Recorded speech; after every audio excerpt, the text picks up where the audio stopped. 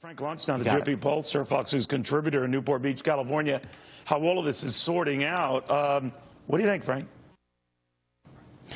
I barely understood the last 2 minutes of your show. And if I don't understand it, then the American people aren't going to understand it.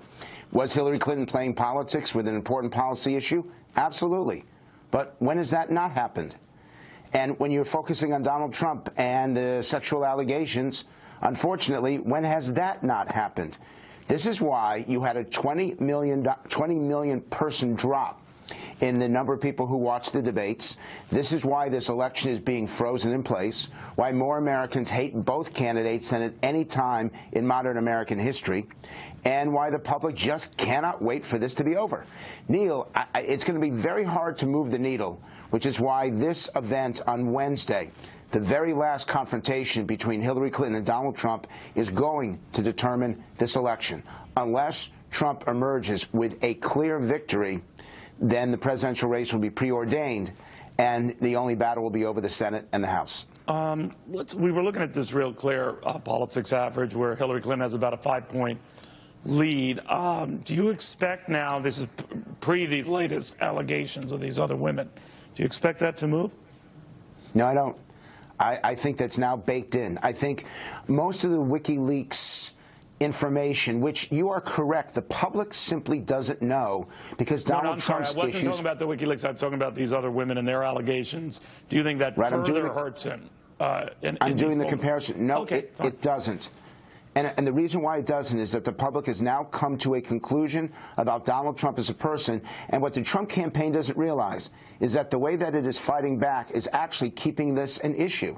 The fact is, he's spending much more time on that than he is on talking about change, talking about connecting to real people, fighting to bring about the type of government that the American people are demanding. Neil, 2% of Americans want a fundamental change in the way Washington works. And yet Donald Trump is only talking about that in maybe 10 or 15% of his speeches. He's spending way too much time on these allegations. You know, I know his supporters are very rabid. They've been with him through all of this. You've always reminded me that those supporters, and they're proving it with these long lines in Portsmouth, New Hampshire, to see him in a couple hours. But he needs more than that. Is there any sense you're getting with his fighting these latest allegations that he's jeopardizing that? He's doing so because he says that this is just ridiculous. These are not true. He has examples. He'll talk to and show individuals who will claim otherwise with some of these charges. But you're saying he's just getting preoccupied with it and knee-deep in it, right?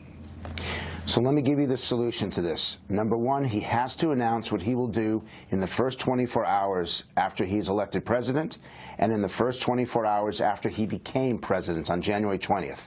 Number two, he needs to put forward a half a dozen members of his cabinet so he can demonstrate beyond reproach that he actually has the kind of advisors that the American people would feel comfortable with.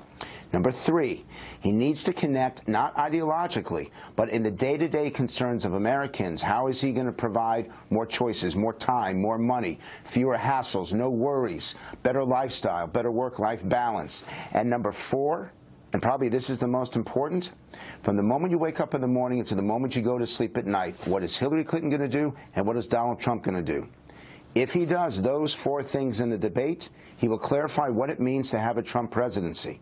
But if he doesn't, if it is only an attack without any kind of sense of what the difference Donald Trump would make, then this election will be over. He has 4 days to figure this out and to talk about it Wednesday evening.